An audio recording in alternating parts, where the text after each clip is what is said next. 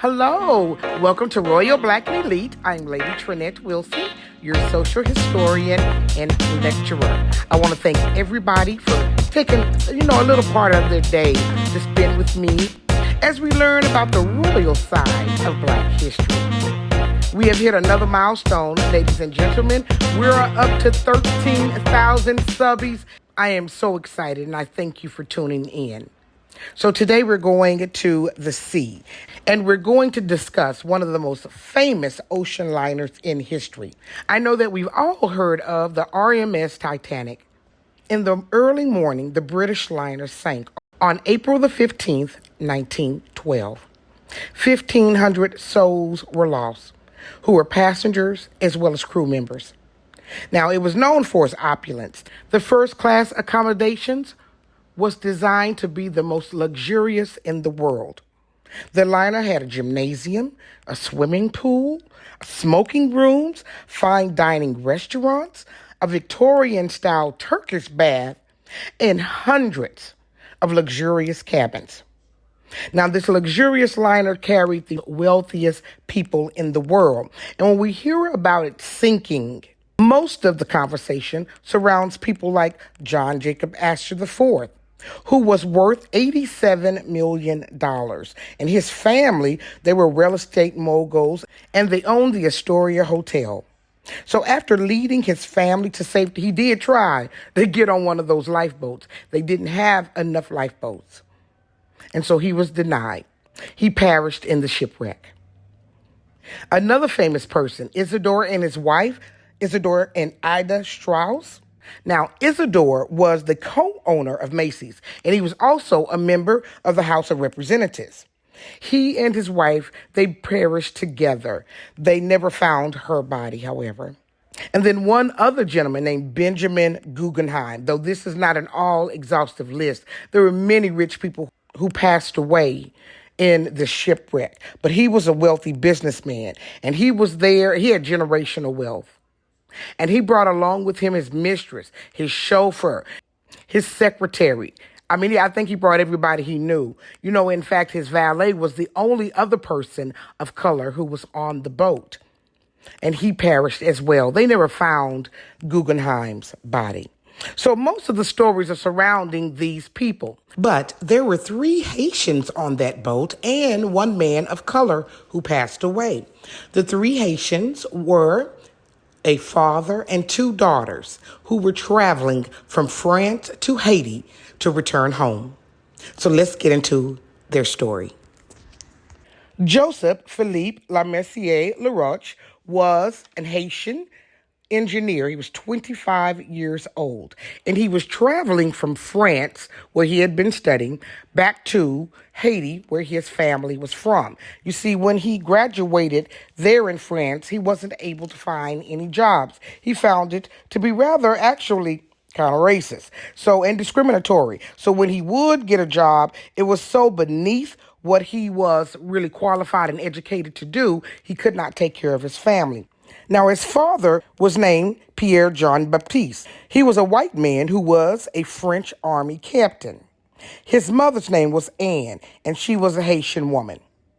Now, the family was somewhat well off because his mother did pay for he and his children and his wife to be able to ride the Titanic to get back. And a second-class ticket would have been about $60 a piece, which is about $1,800 in today's terms. So he paid for everyone to return. So after not being able to find any gainful employment and enduring the horrible racism, he and his family boarded the ocean liner. Now, while he was in France, he married a French woman named Juliette, and they had 2 children, one named Simone, and she was born in 1909, and the other one was named Louise, and she was born in 1910. Now, Louise had some really significant physical problems. So that was also another reason he needed to get back to Haiti so that he could begin to take money to be able to pay for the medical bills that were being, accumulated from taking care of her. And his wife was pregnant as well. So They wanted to get out of France and settled in Haiti before the baby came. And it's just amazing to know that people were leaving France to go to Haiti, given where Haiti and the upheaval and things that have been happening to it in recent years. So it's just so interesting to see how much our world has changed. Now, Joseph and his family were very excited about their new beginning, going from France, leaving behind the poverty, the racism, to their new country, Haiti, where he was from. His mother's brother-in-law had gotten him a job to be able to teach, so he was at least going to have a decent-paying job when he got there, again, to help pay those bills for his daughter. So the second-class accommodations were just as nice as any first-class accommodation. The cabins were white enamel with mahogany furniture with 2 or 3 berths in each room. They had a wash basin and a storage shelf.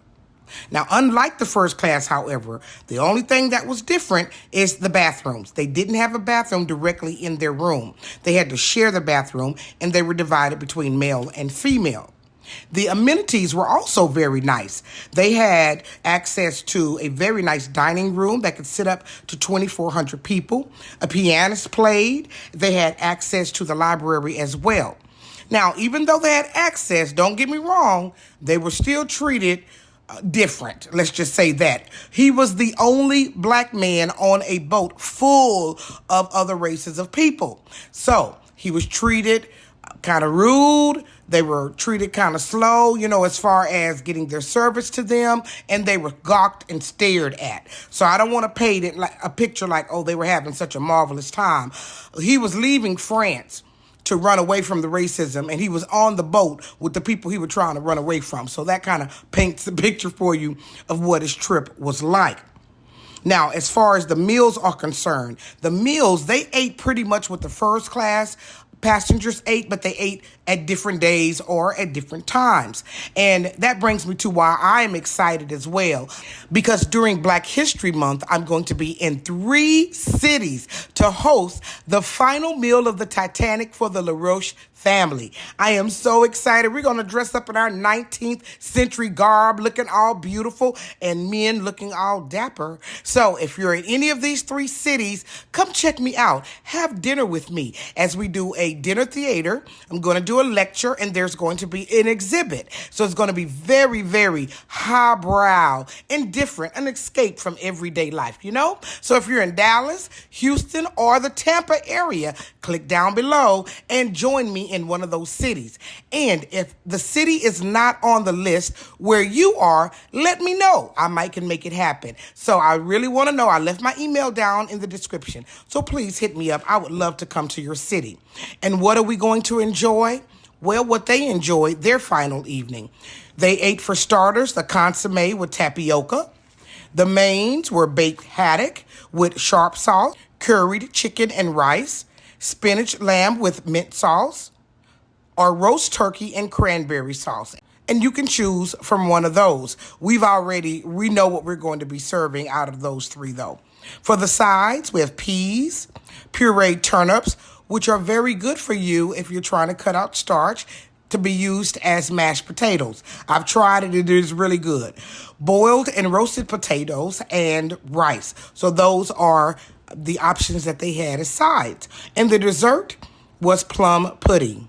Have you ever had plum pudding? Well, you'll have it if you join me in one of those 3 cities. I cannot wait to meet you. I talked to y'all down in the comments. Some of you have even emailed and called. Thank you. I'm always accessible. I care about Black history. And if you want to bring it to your city, let me know. Also, during the month of February, I'm doing online lectures as well. So if you have a group you'd like me to talk to, I have a whole online presentation. I would love to discuss it with you. So just let me know. Hit me up. So let's get back to our story. Now, that evening, the Titanic hit an iceberg. On April the 15th, 1912, the Titanic sank. And it sank like in 2 hours. Now, Joseph got his family on to one of the few lifeboats. They didn't have enough lifeboats. He told his wife that he would see her in New York and that he would be there really soon. In 1912, his wife did an interview, and it was in a French newspaper called the Le Martin. And what she said in the interview, that he said for the last time, her last glimpse was him saying, "Farewell, I'll see you soon." His wife decided to return to France with their children. Her baby that was born afterwards was named Joseph. She was forever traumatized from seeing her husband go down in the boat, as many people were traumatized from seeing such a horrendous event. Their daughter Louise was present in 1996 at the Titanic Historic Society memorial dedication, and Louise passed in 1998. So that was the only black family who was on the Titanic. A Haitian engineer that we have never heard of, never spoken about when references are made about the Titanic. And they certainly wasn't on the movie, The Titanic. But it was nevertheless an important life that was lost. He was only 25 years old when he passed away. Thank you all for sharing a part of your day with me for this lecture. I hope that you enjoyed it. I hope that I can meet you at one of these cities for the dinner. And as always, don't forget to like, share, and subscribe. And by the way, turn on your notifications. Someone told me down in the comments that they're not being notified when my new videos are coming out. And you want to be definitely notified when my new videos come out. Now click on one of the other videos to watch about another great story in history. Thank you for watching.